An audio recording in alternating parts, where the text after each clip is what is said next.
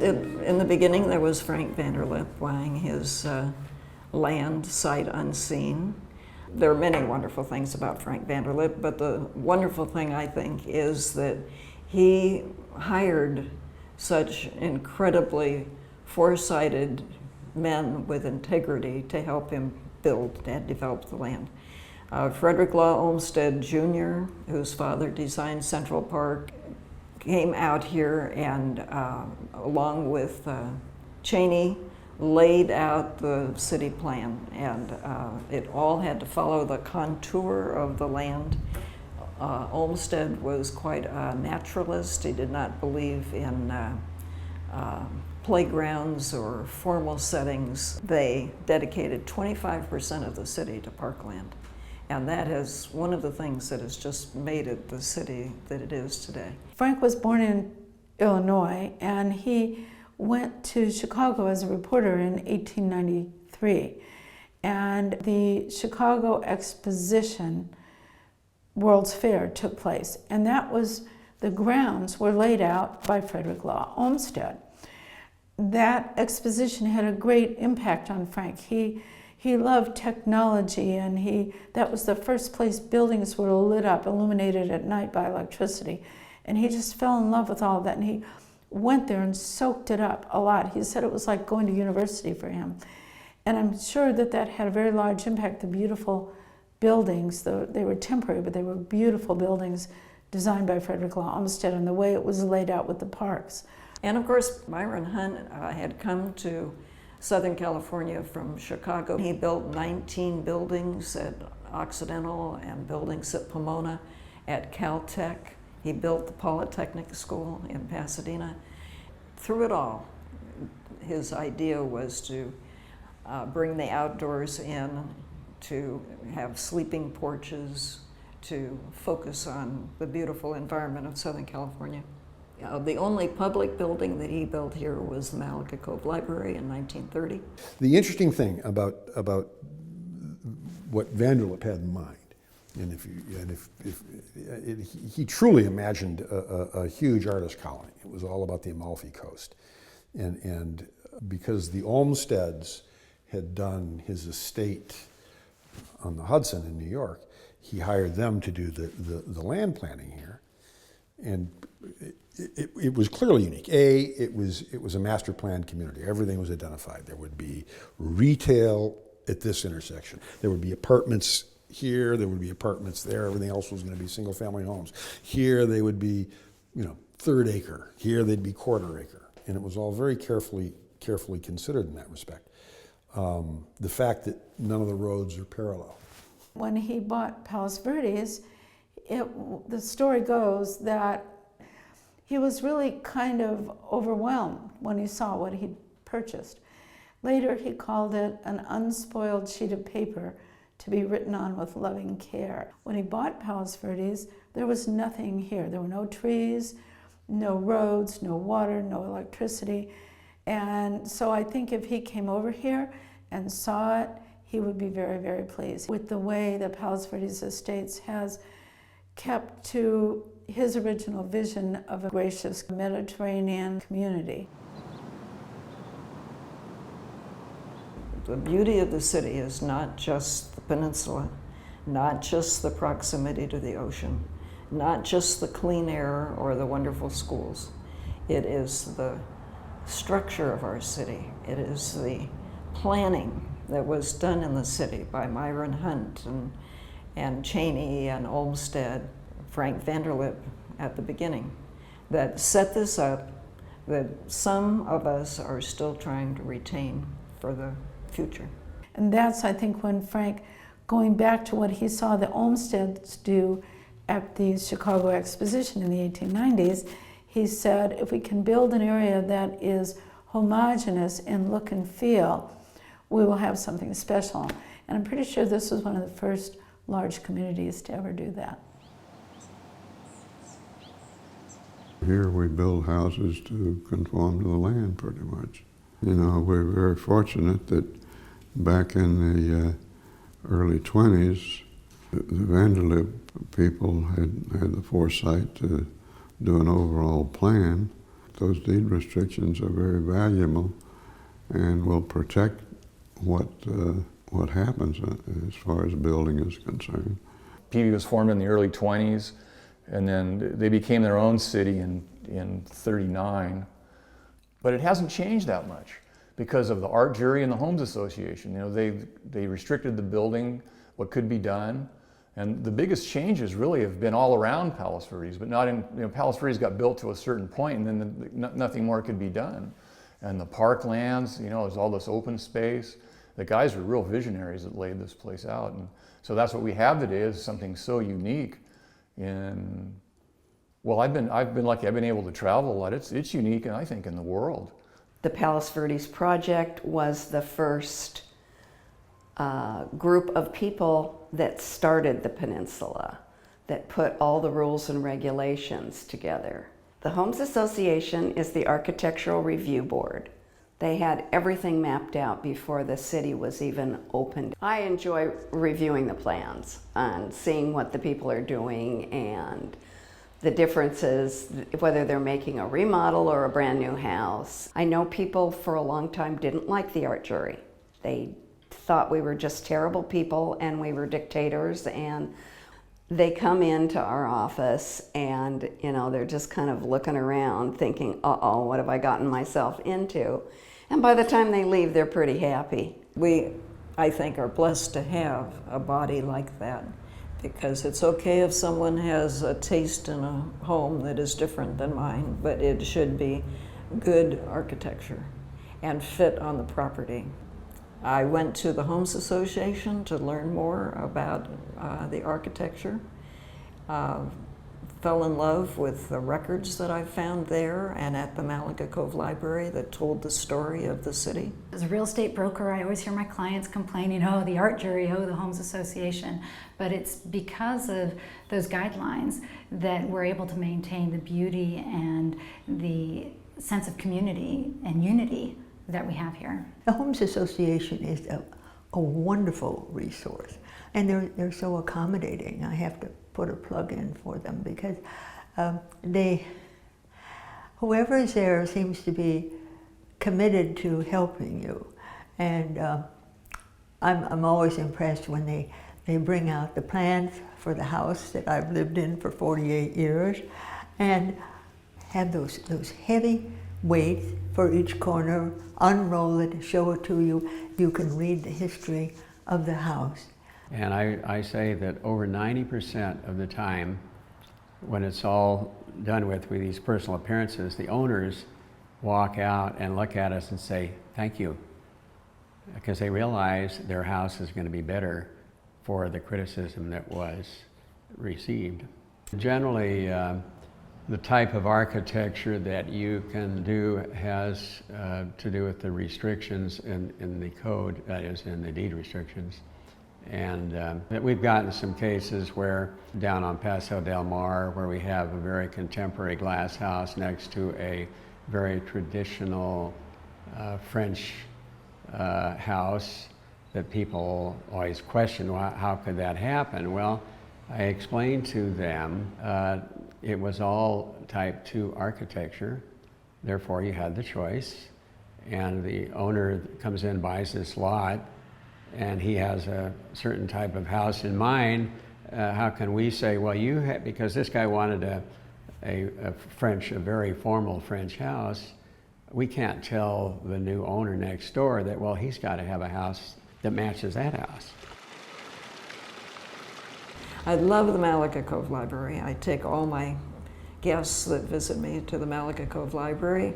I think it's a beautiful piece of architecture. I think it has been well maintained, and the furniture is priceless. Richard Neutra was the architect for Palos Verdes High School. And the school was visited constantly by architectural students from throughout the country who were in Southern California checking on a number of his projects, not only the high school, but homes on the peninsula.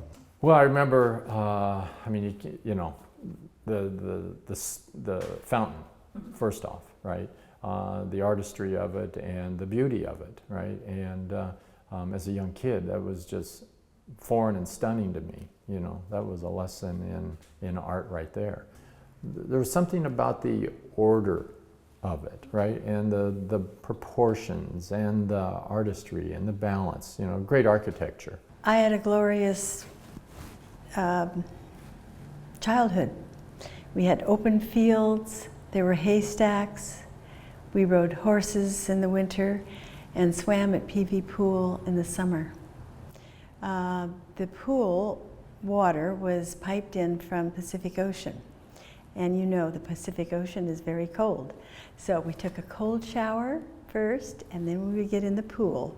So it was cold all the time, including the fog coming in and what have you. But it was great fun. Well, you know, there's a group of us that grew up here on the hill.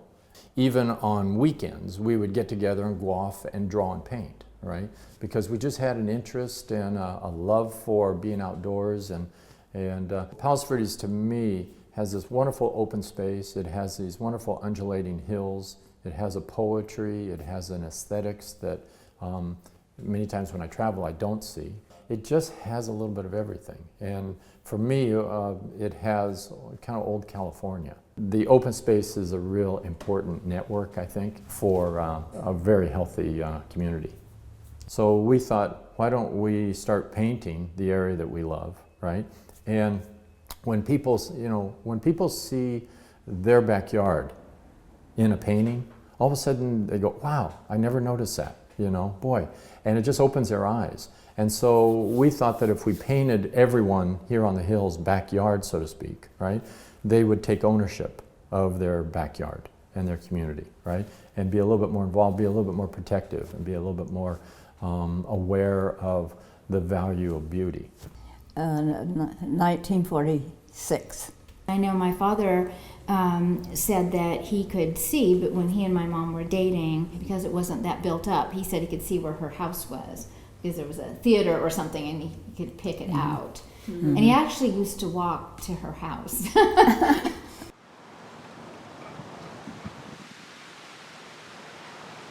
I first came to Palos Verdes actually when I was about 12, when my family came out here on a vacation, and we went to Wayfarers Chapel, and I was a little girl, and I stood on the bench on that little covered walkway, and I looked out at the ocean, and I thought, this is the most beautiful spot in the world. So we moved to Palos Verdes Estates in 1960. We started in the apartment in the plaza. Our first child was born while we were there. I remember she was born in December, and I had just come home from the hospital. All this noise going on in the plaza, I could not believe it. And then all the sirens started, and they got closer and closer. And I have this new baby who's trying to sleep, and I'm patting her on the back. It's okay, Lisa. Go to the window, which overlooks the plaza, and here is Santa Claus arriving on a fire engine. And I almost weep thinking of it now, but I was sold on living in Palos Verdes Estates from that minute. 1966. I came here because I was lucky enough to, at that time, be married to a man who got a job at Peninsula Center, and that's why we moved down here. And there was no main post office in those days either. You take all those for granted now, but truly, I say to you, it was not a wasteland. There was no Norris Theater. There was nothing like that. People went to Peninsula Center. I don't even know whether Long's Drug was open in those days. See, I call it Long's rather than CVS. You just fall into the past. My parents went to Mexico on some nefarious scheme that my father had. My mother was pregnant with me at the time. And so it was Halloween. And my dad thought, there's no way I can make it to the hospital, and run over the trick-or-treaters. There's no way I can make it to the hospital. And so Dr. Schaefer delivered me in the living room of that house on November 1st, 1947. Yeah, Old Neighbor Church has been founded in 1937. When the Smiths got here, they and a bunch of neighbors were meeting in people's houses, and they started to call that the neighborhood church, because, you know, they were looking for a permanent place. There was this old mansion down there on the bluff that Haggerty had built in 1928, and it was a fixer. There were homeless people, there were animals, there was all kinds of, look, if you think of Great Expectations, Miss Havisham, where Kip walks in on Miss Havisham, this is the image. The drapes are torn, the wind is whistling through the animals are walking around. They were asking $250 for it, $250,000 for it, 7 lots on the bluff. So they got here 60 grand and trying to get the estate to carry the paper, and they heard back from the trustees a couple weeks later, fine, you can have it for 60 grand. You can have the whole place for 60 grand. We're happy to get rid of the liability. Right, yeah, but you say that now, you know, you look like, oh my God, what a buy. No. You should have seen it. Oh boy. So my mother was the organist, which is a misnomer because there was only a piano. We used to have to go down there. My sister and I went down there when she rehearsed on Thursday afternoon, and we had the run of the place, which my mother, you know, was scared to death, but she's concentrating on Rachmaninoff, you know, and so we can run. And so we had the run up. We explored the whole thing, all the tunnels and all the stuff, you know, in those days. But that's how we ended up, the short version of how we ended up buying a church, and eventually, you know, converted it into a church, thanks largely to Ralph Jester, without whose, you know, he was, of course, Cecil B. DeMille's set and costume designer. And he had all of these facilities, in a general sense, facilities for doing this. And so a lot of the stuff that you see in there, in the early pictures of the church in the 50s, you look at the sanctuary, these maroon curtains, I'm sure you saw those in the Bible movies, okay? But they somehow matriculated to the church.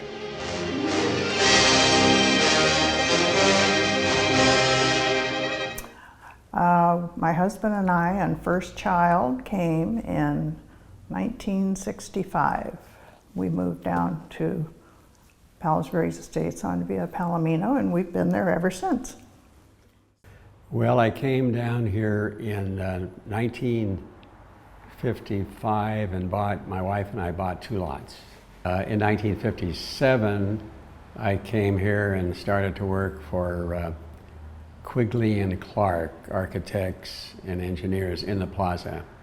So I've spent basically my whole career in that building, which is 42 Malaga Cove Plaza. One of the things that when we moved here, my parents said to us was, we don't live here because we're rich because we live here. And that's something that has really stuck with me. The story about my parents building their first house in 1949 on Via Pinzon is kind of interesting. They got the plans out of a catalog, 2-bedroom, 1-bath, 1,200 square feet.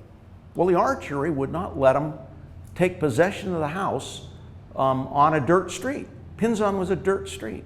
And so Bob Norman, who lived across the street, 4204, and my parents went in together to pave the street. And that, by the way, is why Pinzon doesn't have curbs, because my dad and Mr. Norman could not afford curbs. I was living in Englewood. I explored and discovered Palos Verdes Estates. Fell in love with it because it had trees. Reminded me of my home in North Carolina. Married my blind date that I met at UCLA on June 19th, 1949. And we've been married for 65 years. I came to Palos Verdes in early September 1961. The school district had moved from an elementary school district to a unified school district, and Palos Verdes High School was opening a couple weeks later, and I was fortunate enough to be one of the new teachers chosen to open the school. RJ, Mary, Charlotte, and Debbie came to California in 1958. My company, Acme Precision Products, sent me out here to run a little electronics quote company. We drove down Hawthorne. On both sides of Hawthorne were dairy farms. So we rode down the hill and toured around Palos Verdes and said to ourselves, yep, we could do it here. In 1959, September, we moved in. We've been there ever since. We've been a part of the community, we've enjoyed it, we've seen people come and go, and we think this is heaven on earth. When I was working for TRW, after the little company went belly up, when Sputnik went up, all the interest went from aircraft to missiles. And so I had to close the little company. And I had to decide to stay here, and I joined TRW for the next 30 years. We arrived in Palos Verdes Estates in 1952. My father had just taken a job with CBS and had been working at NBC Radio in Chicago, and they transferred him to a new office, because television was pretty young at that point, in Los Angeles. And he called a friend of his that had grown up across the street from him in Park Ridge, Illinois, named Harrison Storms. I don't know if you know who Harrison was, but he was president of North American Aviation. And the reason we went to the moon, he was the guy that put people on the moon. And Harrison said, there's only one place to live. You gotta live in Palos Verdes Estates. We moved in 1959. My father was working for Western Airlines, and he was told that this was the best place to raise children. And I was in the 6th grade then. And they'd been looking all over and found a lot on Paseo del Campo and decided to build. My husband and I moved to the Palos Verdes Estates in the early 60s, shortly after we were married. And we met a gentleman named Brian Hardwick. And his motto was friendly persuasion. And he had a vision or a dream that he wanted to have an old-fashioned 4th of July celebration in the Malaga Cove Plaza around the Neptune Fountain. So he, quote unquote, encouraged Jim and me to join his committee. And we had a friend, or Jim and Brian had a friend, who was a professional singer. And so he was encouraged to open the celebration with the Star Spangled Banner. And Brian, with his public relations background, knew people who knew people who knew people. So he got some wonderful speakers, and one speaker in particular I remember, we had an admiral. He arrived with an escort and a big black limousine. And when that big black limousine turned the corner into the plaza with those two little American flags waving on the front fenders, I want to tell you, it was impressive. And we were impressed. And we thought we had arrived. And those were the beginnings. And we were a beautiful small town, and of course now we're a beautiful big city.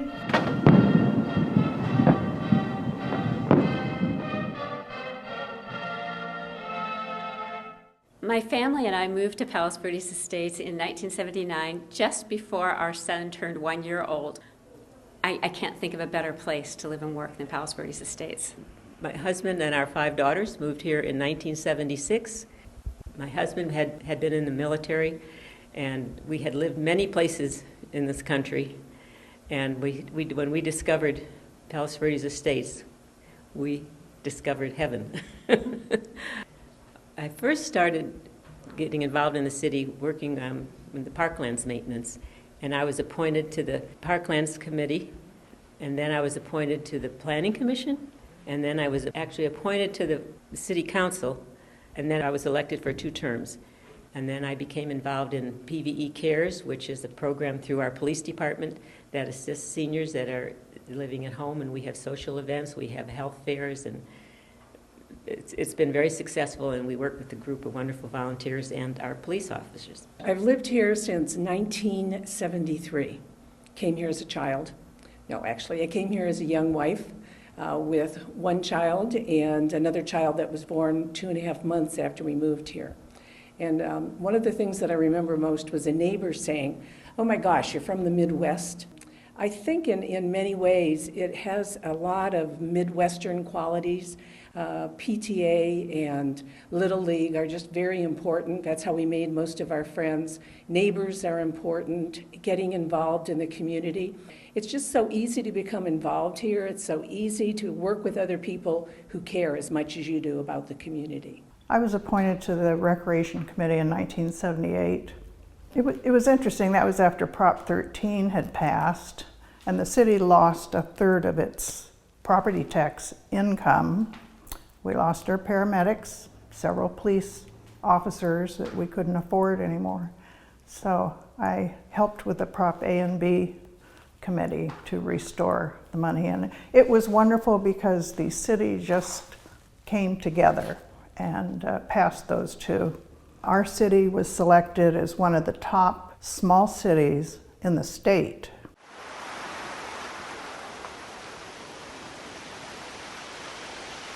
I used to surf down in Bluff Cove. I was able to stick my paddleboard in the back of my 39 Mercury convertible and drive down to a place down near the surf. He surfed at Bluff Cove I think when he was in the service during the war. And he looked up and he saw this property above Bluff Cove and he said, someday I'm going to live there. And of course he does. He, like R.J. Calvert, became interested and started going to meetings to find out what was going on. Became a student of Fred Rossler, who encouraged him to run for the city council, and the rest is history. We have Joe.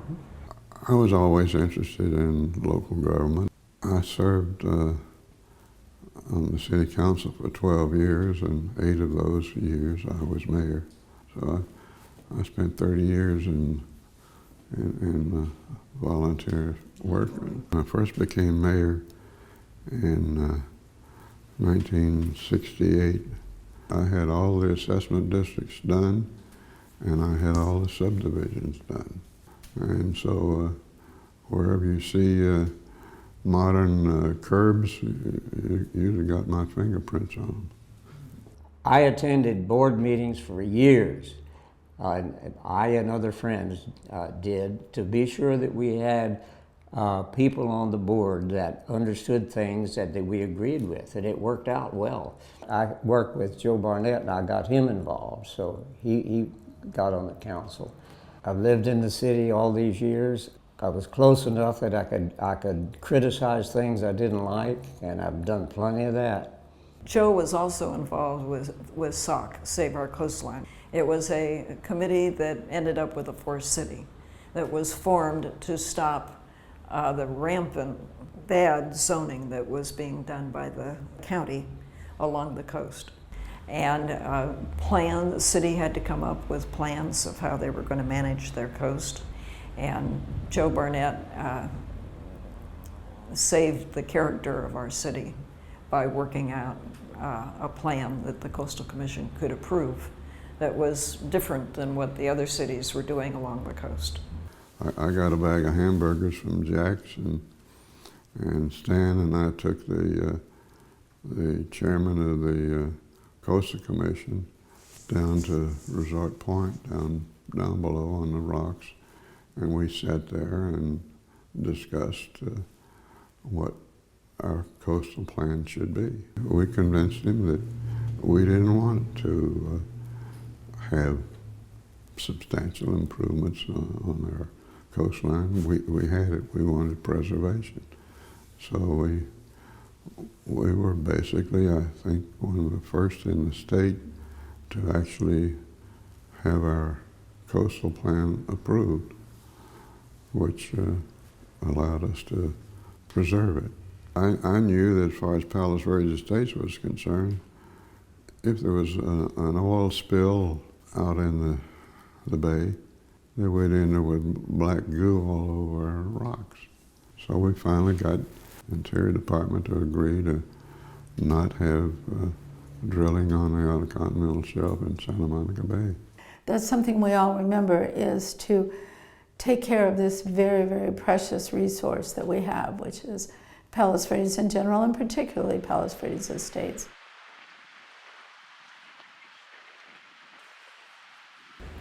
Well, I was on the school board for 8 years, and I loved almost every minute of it.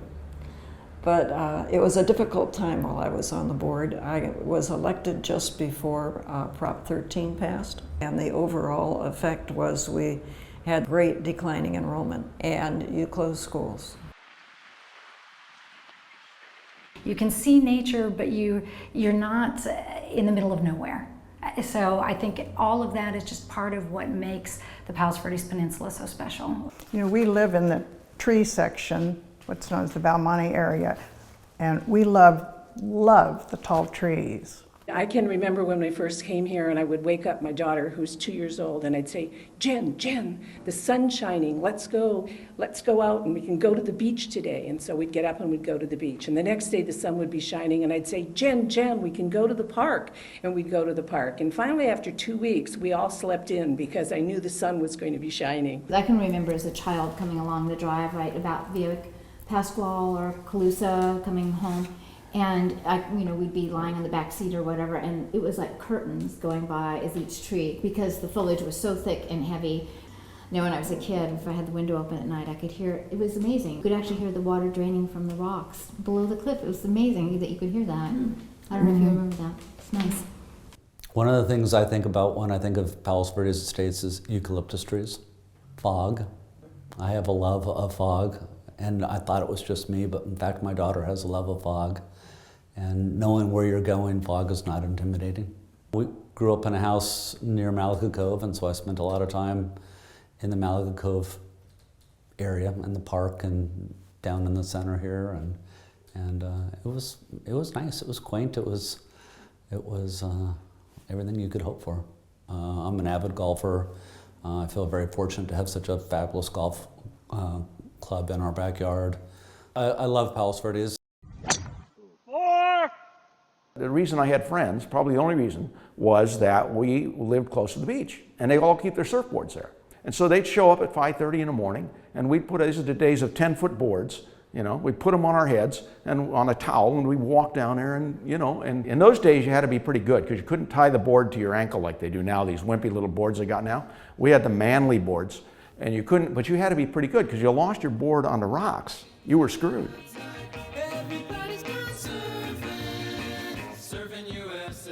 I have sometimes 20 of Frank Vanderlip's peacocks wandering in my yard, and it's fun. It's really fun to see the little baby chicks. And apparently it was Anita Baldwin who gave Frank the peacocks. My parents came from San Pedro in 1939, so that's 75 years ago. They bought the drugstore. Daddy was always opening the drugstore when it was closed. He would reopen and fill a prescription and deliver it. It was a meeting place for everyone from all over. They would come and have a Coke and be here in the plaza. I worked for my dad once I could to get a worker's permit. I was 14.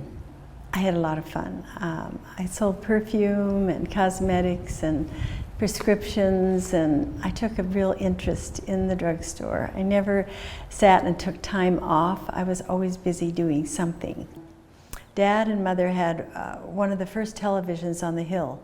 So we would set up theater style in our living room and show like the Rose Parade and the Rose Bowl and anything that was of a big event. It was televised. All the merchants would come up to our house and view the television. Yeah, Larry went to Chadwick. So I met Larry in 1962 through mutual friends. This was a very small community. Chadwick, Malaga Cove, Redondo High, we all knew one another. The family's been in the grocery business for 105 years, but in Palos Verdes per se, my grandpa came here in 1932 and bought the old Palos Verdes market when the Palos Verdes project was going broke. And my grandpa bought the store from Mr. Leonard and was able to turn it around, make it a success. Well, it was just a neat old-time store with all the shelving up high. And I still have a little grabber where they get the cans off the top shelf and they'd wait on the customers didn't come in and buy their stuff. They came in with a list, or they said, I want that and I want that. And a little hand meat grinder. And the stories are fabulous about those times. And then when the 50s rolled around, after the war, my dad wanted to develop a bigger building. And Walter Swindell Davis stepped forward And my dad and him were able to develop the bigger market building in the plaza there. I was mainly in the way, I'm sure, when I was younger, but they let me. Everything was returnable pop bottles. Everything came in it wasn't any throwaway cans or anything. So all the bottles had to go back to the manufacturer. So there was a bottle sorter. They hired a young guy to be a bottle. I was his assistant. The bottle sorter's assistant. We had our own little room. All these bottles, we'd go in there, and stack them up, and the companies would come and with a new order of soda pop or whatever, and take the return bottles. So that's kind of how I started. My daddy taught me how to cut meat, how to do produce, and I just kind of grew up in the business. Well, yeah, mainly it was delivery, and my grandpa had the little corner store. Most of that was delivery. When they did the store at 43 Malaga Cove, there was still a lot of that going on, but it became more popular to go shopping for the week. So the women would come in and buy all their stuff for the week. People would come, years later, people would always come back to the market, to Moore's Market, and sometimes you wouldn't see people for 20 years, and all of a sudden there they are, and you get to catch up with them. Yeah, the people was probably the best part of that. I've been a real estate broker for 11 years, and when they come to me and ask, okay, why Palos Verdes Estates versus, say, Rancho Palos Verdes or Rolling Hills, I tell them that each area is so distinct and individual, and I try to take them on a driving tour of the peninsula to show them, okay, here's Belmonte. This is our New England of the West Coast. Here's Malaga Cove. You come here for the Queen's Necklace views and you want to walk to the beach. Here's Lanada Bay. You go to Lanada Bay because you can still walk to all three schools. And then for Monte Malaga, it's more, you want a bigger home. Those are the most recent homes built on the peninsula. That was the only place where there was land. And I joke, we're not creating any more land, so find the lots, that's it, there's no more of it. I started working at the PV News. It was a huge paper with a very avid reading audience.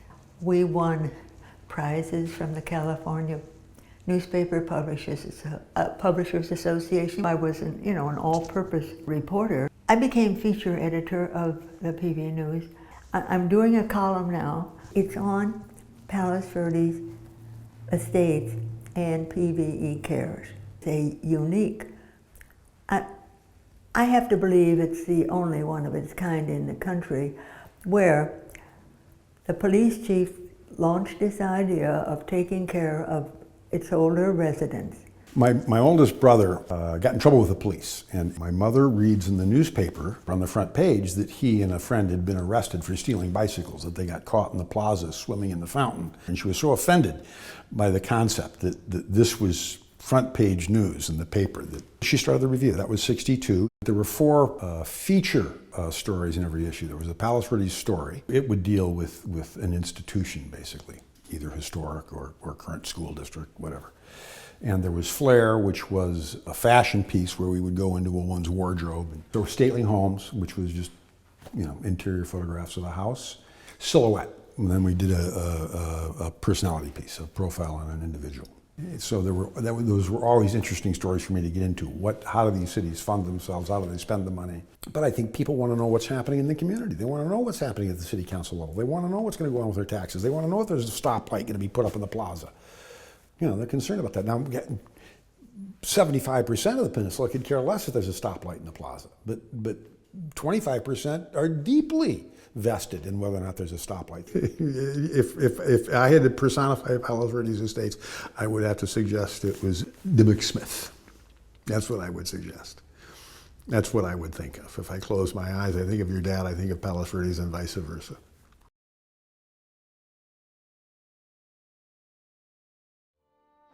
This is my little tilted air-conditioned city by the sea, Palos Verdes Estates.